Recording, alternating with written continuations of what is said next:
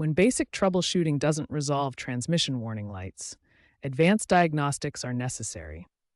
These include four key procedures that professional technicians use to identify complex transmission issues. First is transmission fluid pressure testing.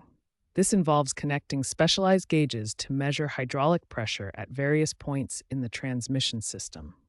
Proper pressure readings indicate healthy pump and valve operation. Second is valve body examination.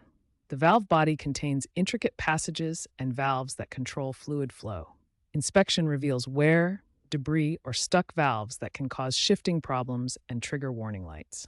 Professional diagnostic tools are essential for advanced troubleshooting. Modern scan tools can access transmission control module data, perform solenoid tests, and verify electronic component operation in real time. If diagnostics reveal software or adaptation issues, reset procedures can resolve transmission warning lights. There are three main reset methods, each appropriate for different situations. The basic ECM reset is the simplest method. Disconnect the negative battery terminal for 15 minutes, then reconnect. Start the engine, let it idle for 5 minutes, then perform a gentle test drive with gradual acceleration. The TCM relearn procedure is more complex. First, warm the transmission to operating temperature, then perform a specific shift pattern sequence that varies by manufacturer. Use a scan tool to initiate the adaptation process and clear stored codes. Professional reprogramming is required for software-related issues. This involves dealer-level diagnostic equipment and may include firmware updates and calibration changes that only certified technicians can perform. Prevention is the most cost-effective approach to avoiding transmission warning lights.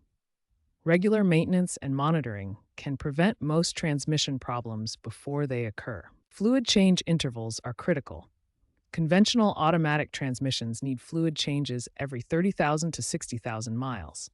CVT transmissions require more frequent service, every 25,000 to 40,000 miles.